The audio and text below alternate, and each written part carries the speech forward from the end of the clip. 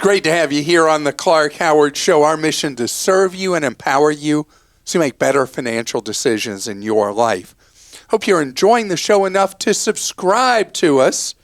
Leave us a review, rating, wherever you listen or watch. Today, the extreme shortage of skilled workers, wow, it's affecting everything out there, from stuff at your home, your car, and medicine. Shortage of people with skills of various types is really severe. And later, I know I talk about Costco a lot. Second half of this podcast is going to be all about Costco. It's going to be a Costco extravaganza. I had all these questions and funny comments about Costco. So who knows if I'll know the answers? We're putting them all together. I may turn out to be a Costco fraud. We'll find out. So I have some news to share. I understand we got a lot of questions and complaints. We've gotten emails and messages people posted about Costco. We're going to address those. All right, so we got to talk. Have you tried to get your car repaired? Have you tried to get a plumber? Have you tried to get an HVAC contractor?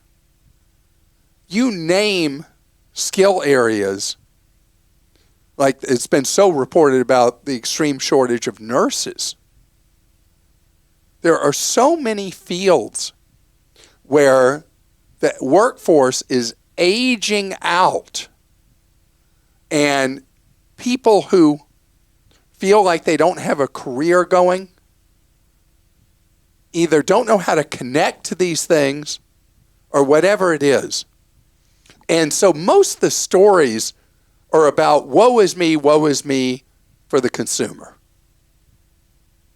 And the difficulty of getting a car repaired. We had to have a repair done on a car. And it took me 7 weeks to get an appointment. It was a specialty kind of repair. 7 weeks. That's a lot. I mean, it's hard. And you got contractors who don't call you back. I read something recently, a story about how they'll assess, that job doesn't seem profitable enough. Oh, that house is too far. They'll even make an appointment, then they just don't show because their phone's ringing all the time. I mean, it's a different era. What's not talked about enough is the opportunity this era presents. Everybody's talking about it from the perspective of you and me buying the services, and nobody's really talking about the fact that if you got somebody who feels dead-ended in a job or they're not making enough money to pay their bills, what opportunity there is in so many fields right now. We are in a time of structural labor shortage in the United States. We are the oldest average age in America we have ever been. And so normally, a lot of these jobs are filled by having so many young people. And we don't have that right now. So people have a second chance in life. People that are what you might call mid-career, mid-work cycle. You can go get skills. If you're young, you can go get skills and be trained. A lot of companies now, so short of workers, will apprentice you. A lot of state-supported technical colleges offer partnerships where you train and you apprentice at an employer they hook you up with. And the opportunity, if you have the aptitude and interest in being in any of these medical fields where the workers are really needed. And you think about all the tradesman jobs where the jobs are going begging, unfilled. The opportunity, the pay scale you get, the career growth over time. There's really wonderful chances for you to boost that paycheck and have a career that will grow with you, maybe even ultimately owning your own business. The nurse thing is a little bit different thing because nursing requires extensive education. And let's face it, the medical industry has not treated nurses well. The medical industry has come up with these enormous shortages because the medical industry works on this extreme hierarchy where doctors are treated like godlike creatures. And they're referred to as Dr. So-and-so, and then the nurse is referred to by his or her first name. If we expect people to not burn out in nursing, we have to consider making the jobs more enjoyable. Right now, so many nurses have jobs that are all responsibility and not sufficient authority. They are not being treated as medical professionals as they should be. And that's leading to burnout and people leaving the profession. And others who might come in aren't coming in because they don't see it as a wonderful career path. So who's this on? This is on the culture of the medical industry. It's on the medical directors of hospitals to start treating nurses not as second-class citizens. And I want to tell you, you are doing great work if you decide to go to nursing school and you come in and you save people's lives. You can really make a difference, and you're needed so badly right now. Christa, I can't wait for the Clark stinks from the doctors. Pete in Nevada says, I think Fidelity is a bit fishy. I recently bought a 5-year CD ladder, and right away it lost money. I mean, it lost principal, not potential interest. I called the phone number, and they just said CDs are really bonds anyway, and you didn't really lose money. It'll all even out soon. And we show how much it will be worth if you sold it now. Is my money safe? And should I calm down, or is something wrong? Well, you can calm down. I don't like the explanation, Pete, you got from Fidelity. But the deal is, it's actually considered a marketplace advantage when you buy CDs through Vanguard, Schwab, or Fidelity. Because when you buy them from them, you also generally will have the ability, if you buy, let's say, a 5-year CD, and that's not working out for you, you can sell it in the secondary market through the brokerage, and you get it marked to market, meaning if interest rates have gone up since you bought it at Fidelity, then your CD is worth less than you paid. On the other hand, if interest rates have gone down, the CD you have from when you bought it, your CD is now worth above market. That's only for people who need to sell before the end of the holding period of that CD, 1 to 5 years. So all they're doing is marking it to market. When you call about it, it doesn't mean that if you hold the CD to its maturity, you're going to lose any money. Think about if you buy a CD from a bank and you decide to terminate it short of its holding period, you're in a contract. What does the contract say? You forfeit typically the last 90 days interest, which is always going to happen. If you own a CD through one of the discount brokers, if the interest rate curve is in your favor when you need to sell, you actually make money and you don't suffer the early redemption penalty that CDs bought directly from a bank or credit union would charge you. Jeff in Arizona says, I contributed money to a Roth 401k at a previous job. When I left, the money that was in the Roth 401k was rolled over to a Roth IRA. Since the money is now in a Roth IRA, can I withdraw amounts I contributed tax and penalty free? I'm 32. I recently bought a townhome and would like to use some of the Roth IRA money for a down payment. So if you were to ask a simple question that actually has an incredibly more complicated answer than this, I don't know exactly what it is. Because when you take money from a Roth 401k and put it into a Roth IRA, there's this weird arcane provision called the 5-year rule. If you wanted to understand how that would play in here, maybe the best place to go would be Investopedia. And there are a number of things that you'll see an explanation of under the 5-year rule. If the money is subject to any federal penalty, pulling out, again, contributions only, not earnings, if you would violate the 5-year rule or not, taking money from that Roth IRA that had been in the employer-provided Roth 401k. It is a very weird, complicated thing. And it is true that when you're using money to buy a home, there's a provision where with a Roth IRA, you can take some of that money even before 59 and a half and not suffer the 10% penalty you pay for premature using of a retirement account. But your situation comes under this weirdo 5-year rule, and you need to go read it and hope your eyes don't glaze over. Tom in Minnesota says the mileage requirement for first-class travel has become so extreme. Do any airlines offer the purchaser of a main cabin ticket to utilize miles for an upgrade to first class or business class? Yeah, that is a common offering with frequent flyer programs. In fact, perhaps depends on the airline. With many airlines, the number one most common redemption of points is a cabin upgrade, where someone buys a ticket with actual real dollars and then uses points for the upgrade.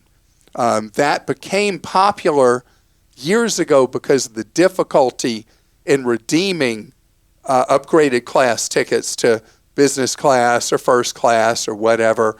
To be able to do that, the allocations of seats were so narrow, it was usually easier to buy an upgrade, and that is an alternative. Although sometimes, have you seen, because you fly heavily on Delta, Christa, have you seen the redemptions in points required for an upgrade where they'll tell you, hey, you can upgrade this now for X dollars or these points? It's not like you're trying to buy a Delta 767 or 787 or even an old 717. You're just trying to upgrade the seat on the plane. So the airlines have gotten better at being greedy on the upgrades, and it has gotten tougher. I got good news, though, for people who like to fly front of the plane. There's been so many news stories about how expensive front of the plane is, transoceanic, transatlantic, transpacific, going to South America or whatever. Those fares have been dropping lately. So where those fares would have been totally outrageous, now they're just outrageous. And so it is becoming more and more your friend to watch the sales. And the best place to do so is what used to be called Scott's Cheap Flights, now called Going. To subscribe to Scott's, they have one that just follows special deals in points or in dollars for overseas business class seats. And you may find you're able to actually use those points effectively. The best points to have, Chase or American Express points, because they can be used on so many different airlines. You're not going to miss a deal because you have points with American, United, or Delta, and then you're a prisoner inside their walls. The American Express point transfer or Chase point transfer, overwhelmingly superior to points captive on one of the 3 full-fare airlines. Coming up next, we're going to talk about the opposite of a full-fare airline. We're going to talk about Costco wholesale. And how attached am I to Costco? We used to have a dog named Costco Wholesale who's gone to the great beyond. And now we have a dog named Kirkland Signature. So I'm all things Costco, but they've done something lately that's brought them some negative ink, negative publicity, and we're going to talk about it. Plus, your questions and complaints about Costco. straight ahead. You would think that Costco was beating its members when they come in from the extreme negative publicity Costco has gotten on TV, on the internet, on social media, and in print. Because Costco discovered that a huge number of people who were shopping in Costco were not actually members. They were using a member's card. And the weak link for Costco became self-checkout. Because the way it had always worked at Costco going back to when they were founded in the early 80s was you'd go through a register and they'd see that the picture on the card didn't match the person coming through that register, and they'd say, sorry, you can't shop. Well, then people realized, hey, I can just use the card of somebody else, family member, friend, and come through self-checkout, and then I'm good to go. So Costco realized they had an unusual number increase in people shopping in the stores that their math model said couldn't all be members. And so that's when they started doing these random checks of membership cards at self-checkout. And to their horror, they discovered they had all these people coming in and shopping who were not members. Now, most stores would be thrilled to have all these people coming in and shopping, spending money in the store, and that was boosting revenue for Costco. Why did that not work for them? Because Costco is set up like a co-op. Their maximum markup on items is 14%, unless it's a Kirkland signature item, which is 15%. The design of that is to pay for the buildings, the utilities for them, and all employee salaries and benefits. The company is designed to sell things at what works out to net break even, and all the money is made from the annual membership fees. So when they figured out that they were selling stuff to people that weren't paying memberships, they were like, we got to do something about it. Well, they got just hammered for this. There's outrage that was expressed about it. And the number of news stories about it were shocking. I didn't realize how influential Costco was in society, that it was such a big fuss. So the question is, should they have a thing where people can come in and pay 10% more per item and shop without a membership as an alternative thing in the situation? Well, what they actually have is you can shop through, Christa, which of the shopping services is it? It was so big. Instacart. Instacart. So you can shop through Instacart and you pay a big markup beyond what Costco members pay, and they deliver to you, and you don't have to have a membership for that. And on Costco.com, they sell items that are member-only items, then they sell items that are available to the general public. So they've tried to come up with a way to accommodate, but the real thing that they came across as such a meanie is they wouldn't let you use your sister or brother's card or your friend's card or your neighbor's card, because that's where all their profit comes from. So if they're mean for that, but it makes sense to me from a business standpoint. Okay. Catherine in Connecticut says, we appreciated your advice on debit cards and we do not use them. A recent trip to Costco in Port Chester, New York found us having lunch there. They would only accept Visa debit cards in their machines. I went to the counter, ordered my food, and paid in cash. Not as convenient as the machines. They used to accept credit cards at the snack bar, but no longer. So I use my Costco Visa card there. That's a credit card. The debit card thing is they don't take MasterCard, American Express, anything like that, just Visa. It doesn't have to be a Costco Visa card. And I'm not aware of them not accepting other Visa cards, other credit cards. You can also you used to be able to buy your items, the food items, when you're checking out at Costco. So you could go to the registers. I don't know that you can do that anymore. I've done that before. You can still do that? I'm not sure. I don't know, Maybe but not. I love the automated terminals. Yeah. And the employees hate it because they're so busy behind that food counter when they have to do a manual transaction like somebody paying cash. This one's from MJ in Tennessee. I live in a rural area in eastern Tennessee and attempted to purchase my first Costco pizza in years. Imagine my surprise to learn the combo pizza has been eliminated from its food cart offerings. I was told that this is yet another victim of the skyrocketing cost of producing the cherished favorite. So I heard a different thing, MJ, and I don't know if they've eliminated it in all markets, but the volume of sales of the combo pizza was teensy tiny compared to the massive volumes they were selling of pepperoni and cheese. So I don't know. I think that maybe the pizza, they were having to throw out a lot of the product with the combo. It was like a veggie combo thingy. Something like that. Was it veggie? I don't know. I never bought that one. I've never bought it either. But Well, that's what there you I go. heard, is that the volume just wasn't there. Okay, Terry in New Mexico says, I know Clark loves Costco, as do I, but I was shocked when I saw the price increase on their pull-apart cinnamon rolls from $6.99 to $12.99.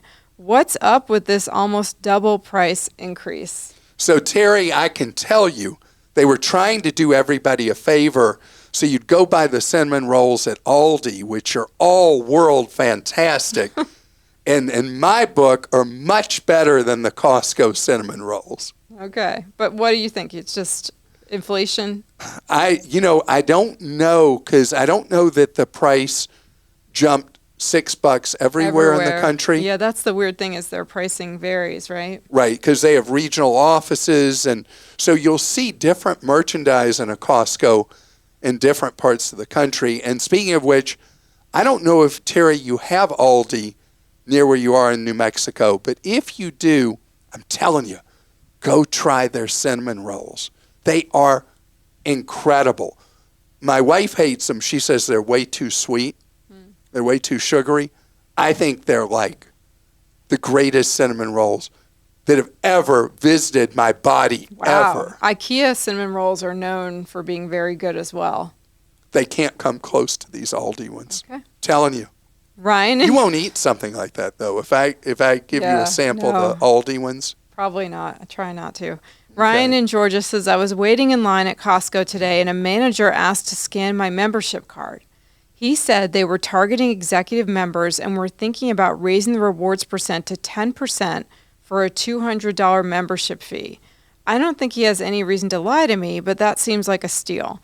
I know they're cracking down on sharing memberships, so that is what my initial thought was. Do you have any info? I don't, and I don't know how the economics would work, raising the reward to 10%. I don't think that would work for them. But if they want to do it, I'd be all about it. Maybe they'd have the same cap? I don't know. I don't know. That's pretty exciting. 10% additional discount. Yeah. I don't think that would work with their markups. It's not additional discount, though, right? 10% on what you shop instead of 2%. Yeah. So it works effectively as a 10% discount. Yeah. Okay. That'd be pretty great. Okay. I love all these questions I was asked. You'd think I worked for them or something, right? Well, sometimes it seems like it. Like, I've been in Costco's with you, and you've literally stopped people shopping. You're like, don't get that. No, you want to get this. And if someone doesn't know you, they're going to think you work there. You know it so well. I remember one time you had people laying on mattresses in the middle of the store when I walked around the corner. You were like, no, you got to try this one. And you were laying down the mattresses when they used to have the big mattresses. Yeah. Oh my gosh. Isn't that weird? The time's going to come where you try to explain to someone, yeah, mattresses used to be really big when you bought them in a store. I mean, there's almost nothing being sold that way anymore, is it? It's all I've noticed Costco compressed has in a more box. samples of them. They just had Casper mattresses, and they had a nice sample that you could feel. like a Oh, piece really? of one. Yeah, which is smart.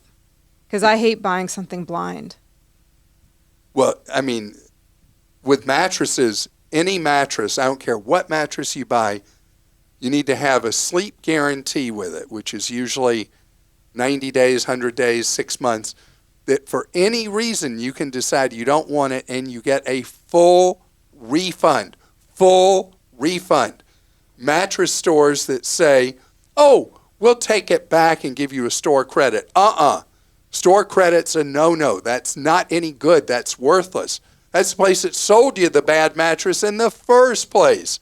You want to only buy a mattress that you have that guarantee where if you don't like it for that period of months, they take it back and you get your money back. And you want them to pick it up. If you have one of Which, those... depending on the company, they either pick them up or you got to haul them back somehow. Yeah. Okay. But better that than getting a bad night's sleep. No, absolutely, absolutely. All right. Well, thank you so much for joining us today on today's episode. Hope you had an absolutely great day. And I do shop other places besides Costco. You'll see me in Sam's Club. In fact, this shirt, for those of you who watch the video podcast, this shirt is a Member's Mark, private label, Sam's Club shirt. These pants I'm wearing are also from Sam's Club and are Member's Mark pants. Shorts. Cargo shorts. My socks. You got the Clarkiform on. My socks are Member's Mark. In fact, I buy more clothes at Sam's Club than I do at Costco. How about that? Okay. And obviously you shop at Aldi. And I do shop at Aldi. In fact, I don't know if you're new to our podcast, you may not know this. I wanted to name our dog Aldi, and we did a vote of people on social media, and they voted that the name should be, gave them a choice.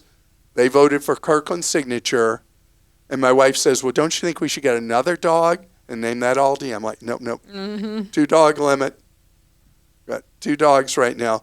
The other dog, if you're wondering what it's called, her name is Winston Churchill because, well, she looks like Winston Churchill looked.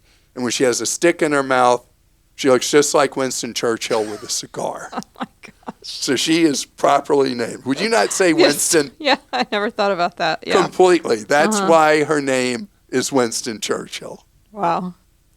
Have a great day.